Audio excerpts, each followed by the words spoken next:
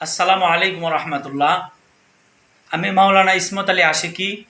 প্রিয় দেশবাসী এবং আমার শ্রদ্ধেয় উলামায়ে কেরাম এবং আমার মুরব্বিয়ান, আমার ছাত্র সমাজ এবং সারা দেশের সমস্ত জনগণকে জানাই অন্তরের অন্তঃস্থল থেকে শুভেচ্ছা।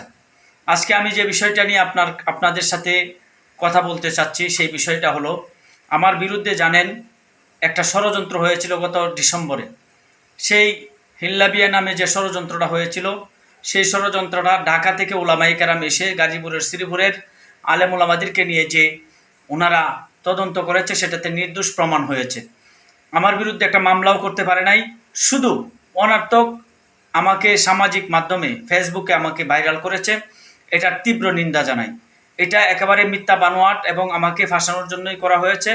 সুতরাং আমি অনেকেই আজকে কিছু ইউটিউবার তাদের অসৎভাবে টাকা কামানোর জন্য, হারামভাবে টাকা কামানোর জন্য আমার সেই মিথ্যা বানোয়াট সংবাদটা তারা ফেসবুকে দিয়েছে, যার কারণে আমার মান সম্মান নষ্ট হয়েছে। আমি এটা আইনানুগ ব্যবস্থা নিব, অচিরেই আমি এটা আইনের আওতায় আমি ইনশাল্লাহ যাব। এই আইনানুগ ব্যবস্থা তাদের বিরুদ্ধে আমি নিব। আর আপনারা যারা এই ইউটিউবে এই বয়ানটা, এই খবরটা দেখছেন, আমার নাম চার্জ দিলে এই বয়ানটা আসে, এটা অত্যন্ত দুঃখের বিষয়। এটার দ্বারা যেমনভাবে আমি ক্ষতিগ্রস্ত, অপমানিত, এরকমভাবে ইসলামেরও মারাত্মক ক্ষতিগ্রস্ত হচ্ছে। ইসলামও এটার দ্বারা ক্ষতিগ্রস্ত হচ্ছে, প্রশ্নের সম্মুখীন হচ্ছে, ইসলামেরও সম্মান নষ্ট হচ্ছে, দিন ইসলামকেও হেয় প্রতিপন্ন করা হচ্ছে। সুতরাং আমি দেশবাসীর কাছে বলবো, এই ভিডিওটা যারা করছে তাদের বিরুদ্ধে আপনারা সোচ্চার থাকবেন, এটা কেউ দেখবেন না, এবং আমি আইনানুগ ব্যবস্থা নিব। আমার জন্য দোয়া করবেন। এই বানোয়াট ভিডিও যারা দেখছেন বা যারা করছেন তারা অন্যায় করছেন। সুতরাং আমি এই ব্যাপারে নির্দোষ। আমার ওয়াজ মাহফিলগুলো বন্ধ করার জন্য, মাদ্রাসা থেকে বিতাড়িত করার জন্য ওরা এই তারা করছে, আমার বিরুদ্ধে ষড়যন্ত্র করছে। সুতরাং আপনারা এটাতে কান দিবেন না।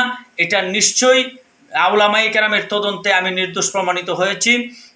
এই জন্য যারা ইউটিউবে এই খবরগুলো দিচ্ছেন, অবশ্যই এটা গর্হিত অন্যায় কাজ করছেন।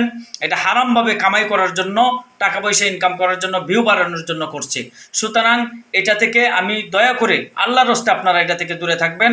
অবশ্যই এই কাজ থেকে, এই হারামভাবে ইনকাম করার থেকে আপনারা বঞ্চিত থাকবেন, দূরে থাকবেন। আল্লাহর দরবারে না হয় আসামির কাঠগড়ায় আপনাদের দাঁড়াতে হবে।